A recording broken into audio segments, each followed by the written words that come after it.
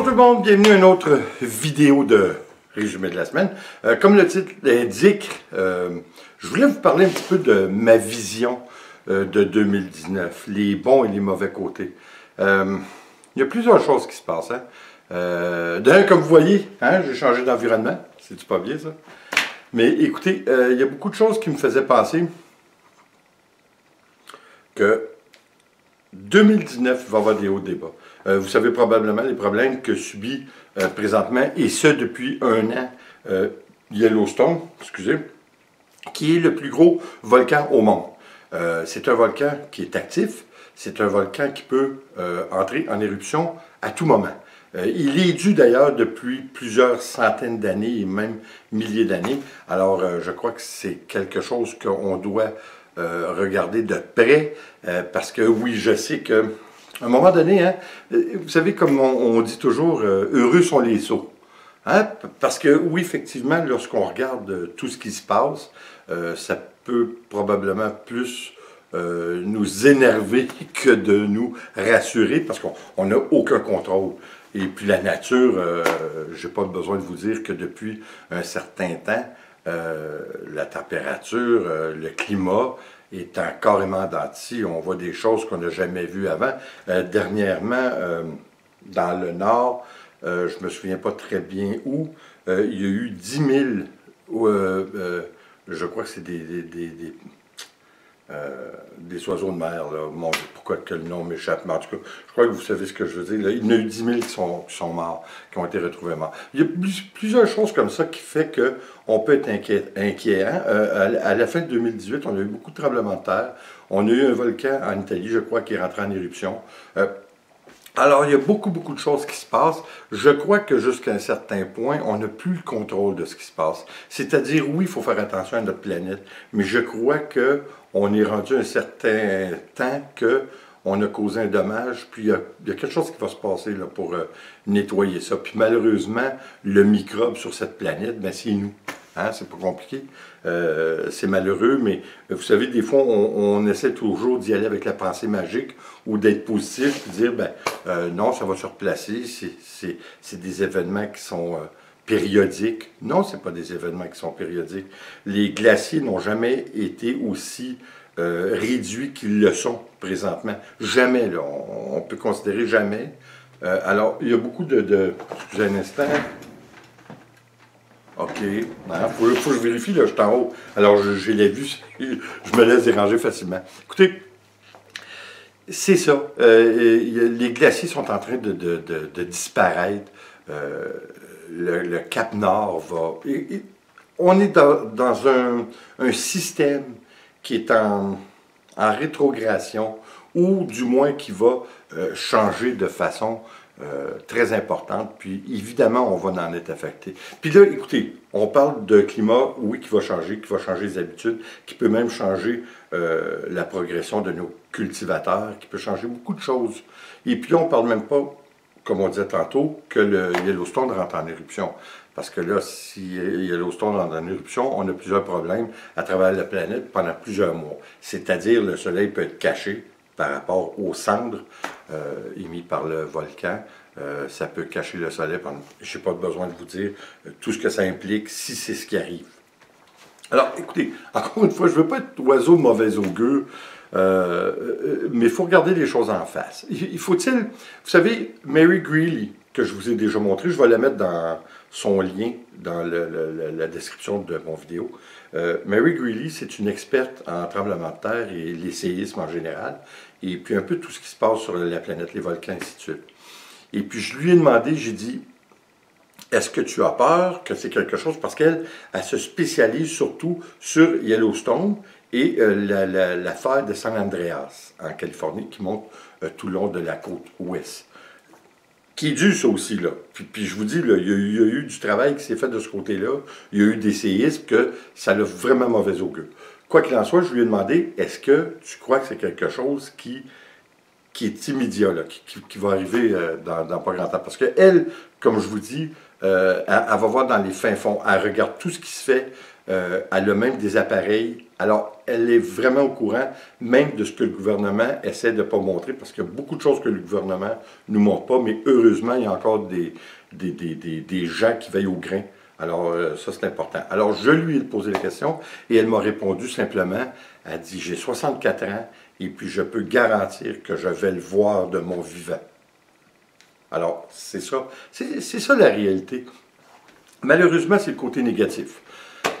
Côté positif. Évidemment, il y en a des côtés positifs, puis des fois, il faut peut-être un petit peu plus se reposer sur les côtés positifs, parce que c'est tellement plus agréable, puis ça nous rend la vie plus douce. En même temps, les côtés positifs, dont ce que je vous annonce, je crois que je ne l'avais pas fait, ma belle-fille Marie-Lou, la conjointe à mon garçon Danny, attend son deuxième bébé. Alors, on est vraiment excités. Et puis, évidemment, écoutez, c'est drôle comment c'est un addon. Pour moi, ils ont été au même party. Ma fille, Vicky, qui a eu le premier dans la famille, attend, elle aussi, son deuxième bébé. Alors, on va être gâtés, là. Ça veut dire que dans la famille, là, présentement, sur mes 3 enfants, on va avoir 4 petits-enfants. Et puis, ils sont tous dus, imaginez-vous donc, au mois de septembre. Ma fille Vicky, son bébé est dû pour le 17 septembre. Et ma belle-fille Marie-Lou, elle est due pour le 20 septembre. Alors, imaginez-vous, c'est pas extraordinaire. Puis, ma fête, c'est le 26 septembre. Et puis, la fête de mon garçon, le plus jeune Ricky, sa fête, c'est le 27 septembre. Alors, je pense qu'on va avoir un mois de septembre qui est assez occupé. Un mois assez cossu, que probablement on va être obligé de faire un emprunt bancaire juste pour les cadeaux de fête. Mais c'est pas merveilleux. Puis en même temps, c'est ce qui m'amène à vous dire, on a des belles annonces comme ça, mais en même temps, ça nous laisse... On a surtout peur, hein? On vieillit, hein? Ça c'est clair, mais on a surtout peur pour nos enfants puis nos petits-enfants. Ça serait-tu agréable qu'il y ait la qualité de vie qu'on a eue?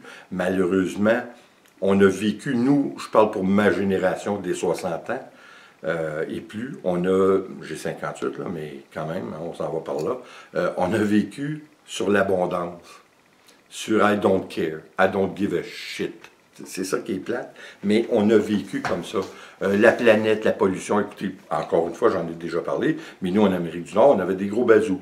Moi, j'avais 18 ans, j'avais 2 Barracuda, c'est des Plymouth, c'est des 8 cylindres, c'est des vraiment gros cylindrés.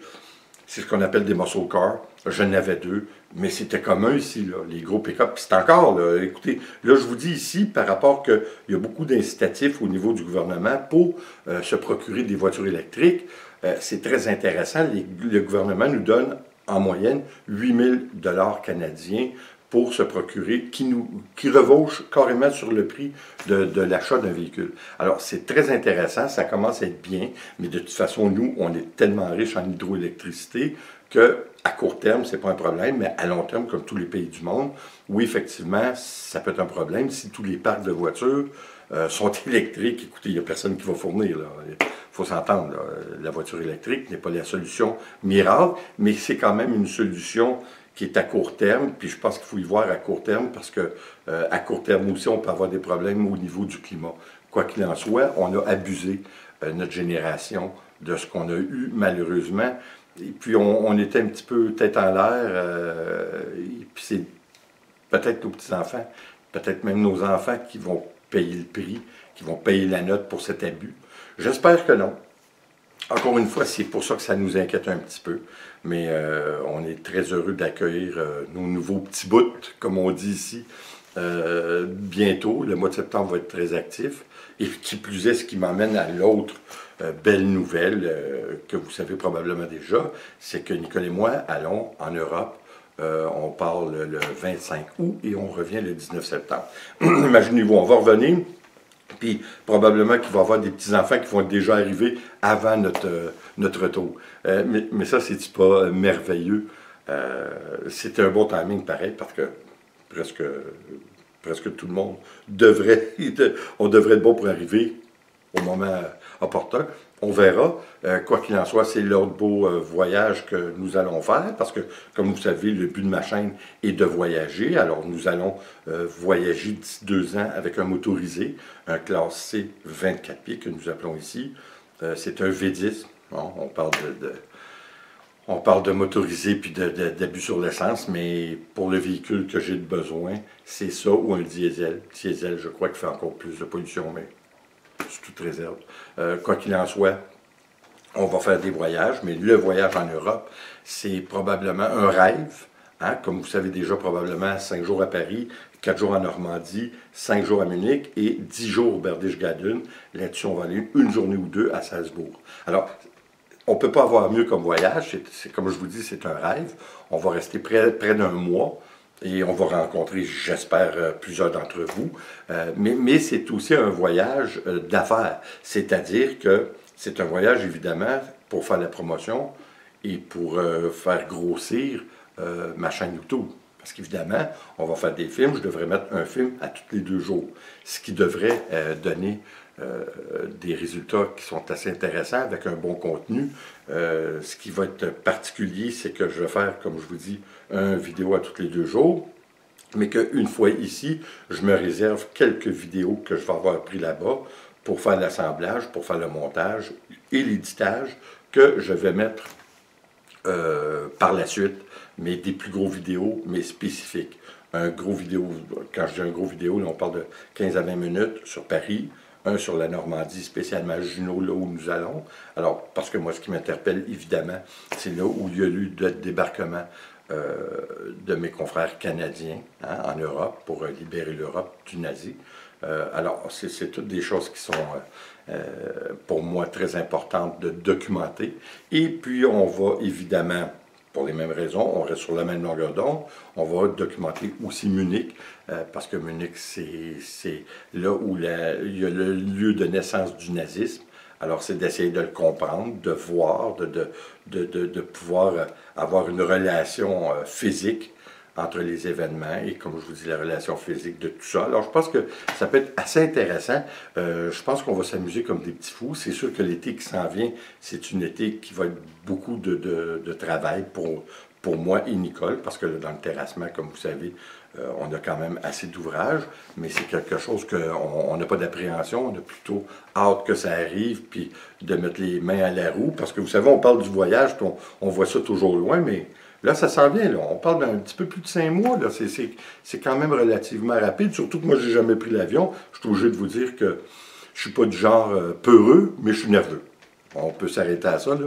Je suis très, très nerveux. Pour la première fois qu'on prend l'avion, moi et Nicole, d'ailleurs, on est un petit peu nerveux, mais je pense qu'on va prendre des gravoles ou quelque chose comme ça avant de partir. Mais définitivement, on n'est pas assez nerveux pour que ça nous empêche d'y aller. Ça va être un beau voyage. J'espère de vous rencontrer plusieurs d'entre vous. 2019, écoutez, pour moi, c'est grandiose. Ça, dans le sens que, d'un point de vue personnel, ma chaîne YouTube prend une expansion incroyable. C'est très, très bien. Puis d'ailleurs, comme vous savez probablement déjà, c'est mon plan B pour aller vers un futur de rendre la chose quand même assez rentable pour que je puisse en vivre. Ce serait ma passion de pouvoir vivre du partage, c'est-à-dire de faire des toiles avec vous, de faire des voyages. Alors, c'est ce qui va être extraordinaire. Et c'est ce qui fait que l'année 2019, avec l'avenue de nos petits-enfants et puis mon garçon Ricky, qui devrait normalement acquérir sa première maison. Alors, c'est toutes des choses. Alors, les 3 enfants vont être bien. Je suis obligé de vous dire on a la chance, c'est incroyable. On a une chance incroyable d'avoir 3 enfants, 3 bons enfants, incroyables. Vous savez, souvent dans les familles, il y a un mouton noir. Moi, on peut dire, étant fils unique, j'ai été le mouton noir et le blanc. Hein, j'ai été à toutes les sauces. Mais on est vraiment chanceux, puis on l'apprécie, puis on remercie la vie de nous avoir donné 3 enfants,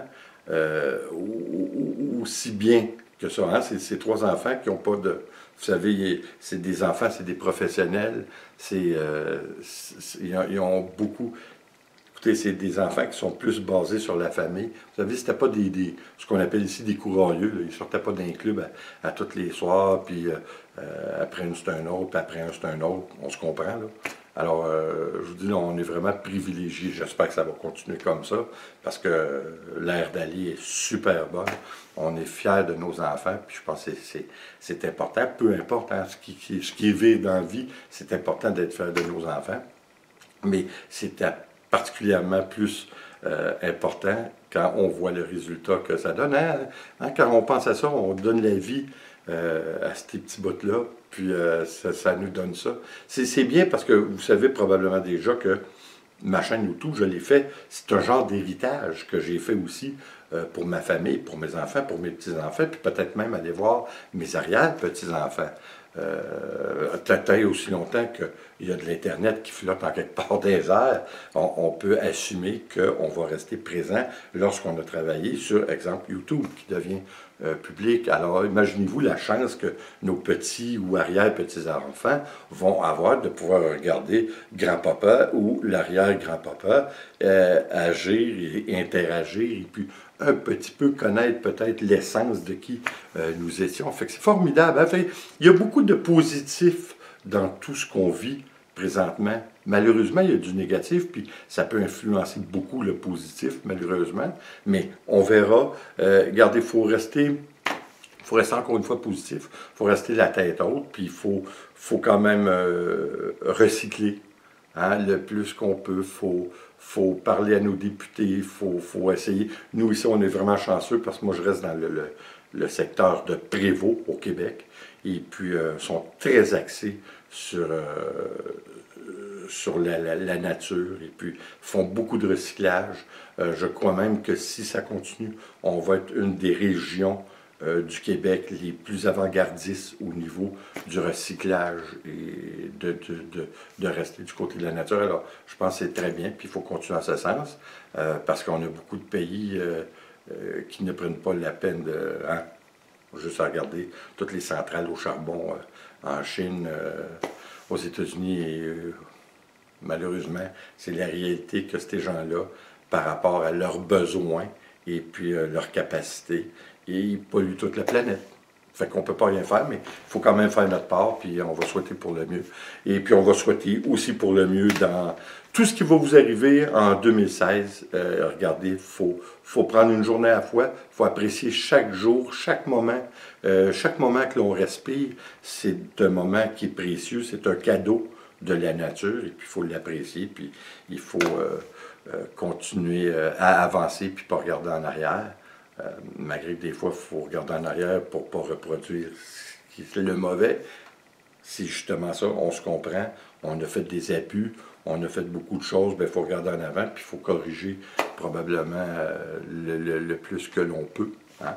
Alors, écoutez, ce que j'en tire de ça, je vois ça d'un niveau positif. C'est sûr que la nature se rebiffe, on ne peut pas rien faire contre ça. Il faut se préparer. De quelle façon peut-on se préparer? Je ne veux pas être un prépeur, mais je veux dire, il faut un minimum de préparation.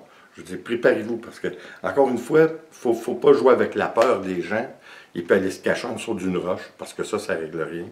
Mais il faut quand même être averti. Il ne faut pas avoir peur, mais il faut être préparé. Alors, préparez-vous comme bon vous semble, réfléchissez à ça, puis vous allez savoir c'est quoi qu'il faut faire pour se préparer. Encore une fois, il ne faut pas se cacher en dessous d'une roche, mais il faut justement être très conscient de ce qui peut arriver et puis d'être prêt à ça. Là. Parce qu'encore une fois, on a déjà parlé, juste les jeunes avec les téléphones intelligents, s'il n'y a plus de services cellulaires sur la planète, mon Dieu, ils vont tomber en dépression. Hein, on les voit, ils n'ont plus de vie, ils sont là-dessus tout le temps. C'est toutes des petites choses que faut se préparer. Il faut se préparer à l'utilisation de tous les jours qu'on a besoin avec tout notre environnement. C'est du cas par cas. Moi, je dis qu'il ne faut pas y aller en bon québécois. Là, en anglais, on dit « don't go overboard hein? ». Mettons pas la charrue en avant des bœufs. Mais il faut quand même avoir la charrue et avoir les bœufs. On s'entend. Écoutez, merci d'être là. J'espère que vous allez revenir. Et puis, je vous souhaite à toutes une belle année 2016. Et puis, ce qui est très important pour moi, j'espère que nous aurons un contact quelconque. Peut-être on va se voir là-bas, soit en France ou en Allemagne. Ça serait très agréable. Peut-être même de faire une petite toile ensemble. On verra. De toute façon, comme je vous dis, Oui, il y a des choses peut-être négatives qui s'en viennent parce que je crois que même l'affaire de San Andreas en Californie peut arriver quelque chose cette année. On verra si je suis toute réserve. En attendant, je vous adore. Merci d'être là. Et comme toujours, s'il vous plaît, abonnez-vous, laissez un commentaire et partagez. Toujours apprécié. Au revoir, prochaine vidéo. Bye bye.